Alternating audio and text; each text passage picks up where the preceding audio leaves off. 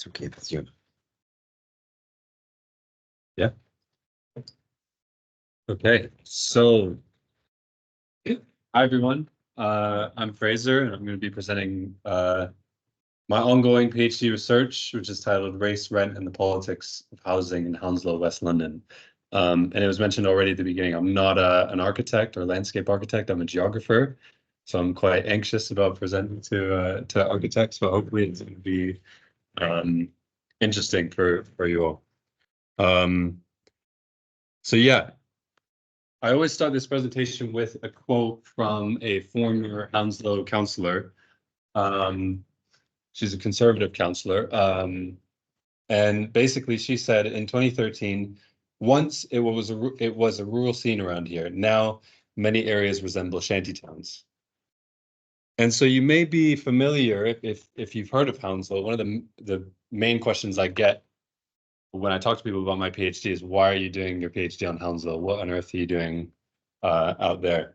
So if you do know about Hounslow, then perhaps you know about it through various discourses that emerged around the 2010s, sort of in the lead up to the Brexit referendum, where Hounslow sort of became a kind of localized manifestation of all sorts of different discourses that surrounded the Brexit sort of political agenda. And so it was dubbed in this article by the Daily Mail, the migrant shed city.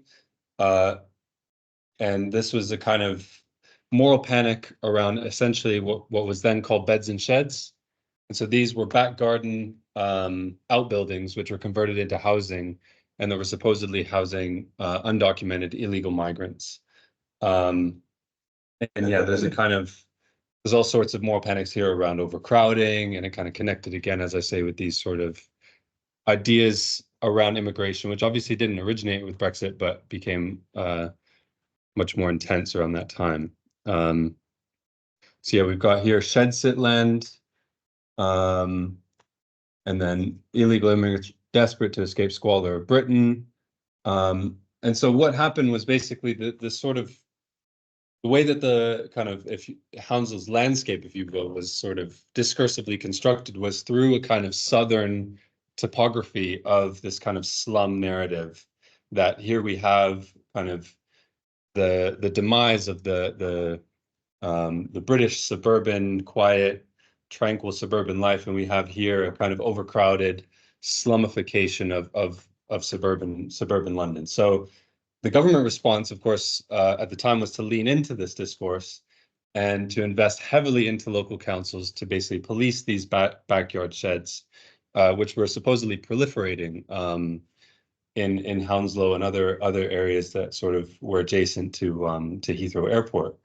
So here we have 1.8 million pounds to tackle, quote, beds and sheds. And this was sort of a project by the federal government to invest in councils into practices of sort of drone imaging, heat mapping, and all these sort of innovative technological techniques to sort of figure out what was going on in these back garden sheds effectively, and who was living there, and how can we eliminate this problem. And so yeah, here we have more. And then this obviously was not just a sort of right-wing media discourse, but it's also in some senses been adopted as well by the left in some ways, in this category of the rogue landlord that's been thrown around sort of uncritically. And so this is where my research comes in, where I sort of started to think, okay, what is the rogue landlord in relation to a, quote, normal landlord, and what's going on in Hounslow that is different from a kind of more generalized landlord-tenant relationship that you'd see in housing anywhere else. So this is the kind of context wherein my PhD emerged. Was a kind of spatialization of race that was refracted through the category of the migrant. That's very specific to London and Britain at this particular time. And Hounslow and other areas represented as a spatial manifestation of a threatening, non-white, and ever-encroaching outside. And that this was kind of attached also to particular ideas about dwelling and inhabiting space that were sort of read as white middle class. ways of living. And there's been a lot of work recently that has come out about this from critical scholars as well. But this has kind of mainly been sort of an agent-centered approach to kind of ways that actors subvert or get around housing regulation.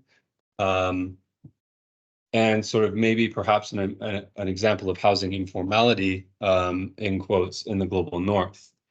But what I was interested in really was how these notions of property ownership and indeed regulation are deployed onto both landlords as well as tenants, to sort of position them outside of, as I say, dominant ways of inhabiting the city. And so what I'm trying to do with my PhD is to attend to the longer histories of migration and housing in Hounslow. And what I've found, I'll go into it a little bit later on, but what I found is sort of an interesting history of sort of exclusion from the formal housing market, and inventive ways of essentially sort of, how do I say, engaging with property through kind of informal collectivized mortgages, kind of backstreet money lenders, and sharing and renting, subdivision, etc., in ways to kind of get in on the sort of property market in Hounslow. And the way that I sort of theorize this is that this is representative of a more general question about a struggle over the use of housing as both a form of shelter and as a financial asset, and how these are kind of fundamentally a sort of contradiction that we see play out in all sorts of different geographies, both in the UK, but also all over the world. And this is kind of represented by the sort of central Marxian binary, which is use versus exchange value, which I'll get into. And so, yeah, the critique of housing's use value. So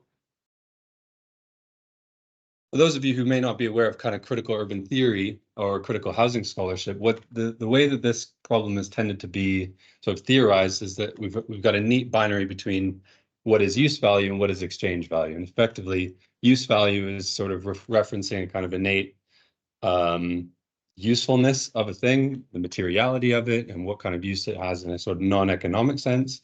And then you have exchange value, which of course is the way that different things basically become commodities and then are exchanged on a capitalist market. And what I'm saying here is that actually that binary is far more entangled than we might have previously thought.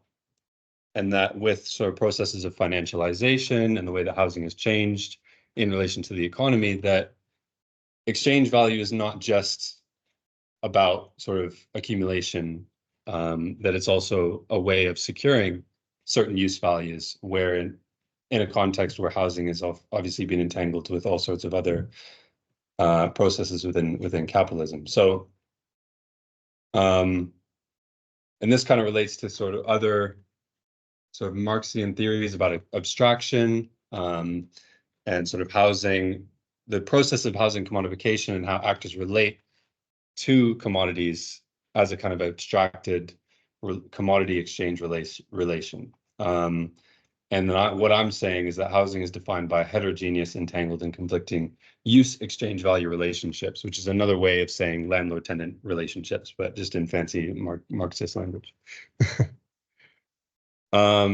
And so more broadly within my sort of method, theoretical method, I'm trying to think from the South, and I'm not thinking about what I'm going to kind of lazily call sort of mainstream Marxist thought, but a more sort of Southern Marxist, agrarian Marxist tradition, which for the purposes of this talk, we don't have to go too deep into, but effectively is just about acknowledging that capitalism is not, there's not one totalizing capitalist form, that capitalism takes heterogeneous and non-teleological trajectories depending on the kind of geography that it moves through. And so one of the scholars that I'm really inspired by is a guy named Chari, and he said decentered ethnographies of the capitalist present might better begin with actual interactions of capitalism and subalternity seeking forms of resistance alongside relations of complicity. And this is where my interest in landlords comes in, that I think, particularly as someone interested in housing and the housing crisis, we need to take more seriously these relations of complicity and how people get enfolded into capitalist relations. So yeah, and I'm going to kind of, in the spirit of kind of trying to be a sort of landscape architect for 5 minutes, move through 3 different layers of the sort of theorization process in Hounslow. And so one of the main categories that I deal with is this category of property. And effectively sort of thinking about property as a way in which land becomes legible to a kind of economic system of capitalism. And that's sort of broadly what I'm trying to say. And that private property is a key modality through which capital is spatialized more generally. And this is closely aligned with sort of theories of colonialism and obviously property, and particular sort of Lockean European notions of property are closely related to kind of processes of erasure in the post-colony. But drawing from a kind of Southern way of thinking, that this is not always a sort of totalizing process. This is not necessarily a complete process, and that property is something that is sort of always in the making and that needs to be negotiated, and that is that multiple actors are interacting with all the time, including the state. And there's one guy who I take a lot of inspiration from, Nicholas Blomley. He describes property as a relational meshwork within which we are all differently entangled. And that property functions as an abstraction, displaying an unconscious character ascribed to commodity exchange as a form of practical abstraction. So it's related to this kind of commodity form, but it is this kind of undergirding sort of imagination that kind of manifests through kind of commodified housing markets and that sort of thing. So this is the kind of way of thinking from the ground up for me, is to start with property and then move through different levels of abstraction.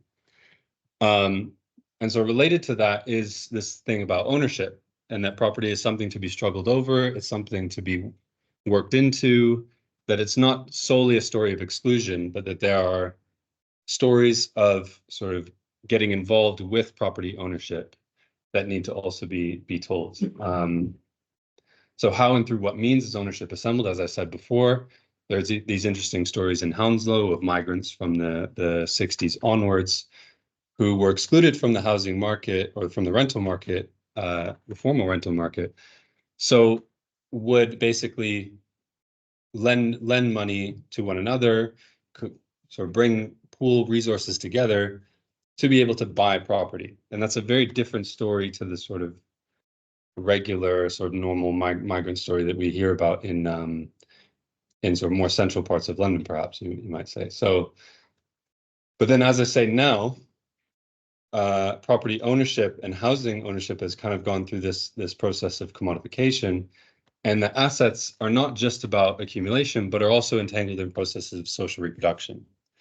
That owning an asset now is a very key part of securing a retirement for some people, for example. Or if you worked in a job and you didn't get a pension, then owning a house and renting that house, or renting a room within that house, is your way of sort of securing a retirement in later life. So these are the kind of stories that I'm trying to think with here, and do an analysis of assetization beyond sort of wealthy rentiers, but that one that is attuned to processes of uneven social differentiation, and as I say, these micro-political struggles over inhabitation. So kind of moving swiftly onwards, this is the kind of main research question. So how does kind of power operate through these things? And that gets me to my final sort of main category that I'm thinking about with my PhD, is rent.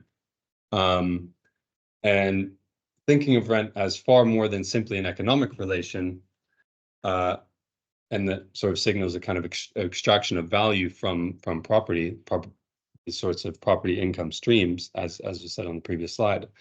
But the rent is also a social, political, emotional relation woven together by caste, kinship, and community. And as such, rent decides who lies inside and who lies outside the registers of value. And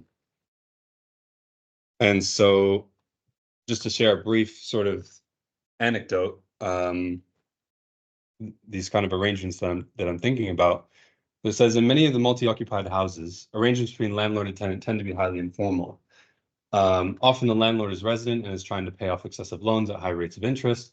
And the tenant usually has nowhere else to go, so the quote landlord often sees himself as doing the poor man a favor.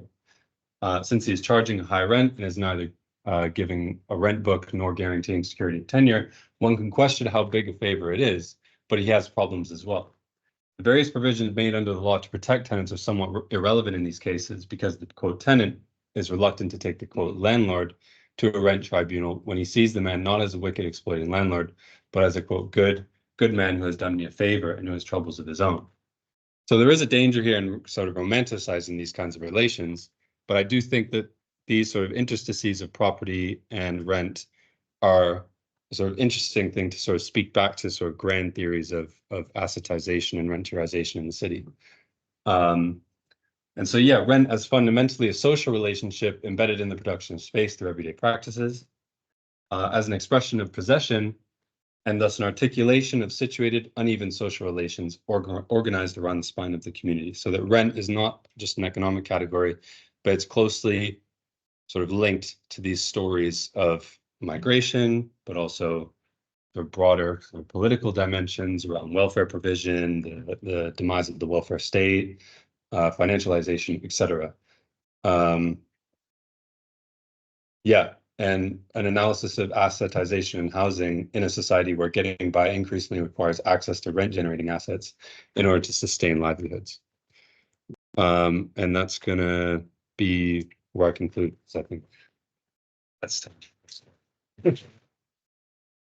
Cool.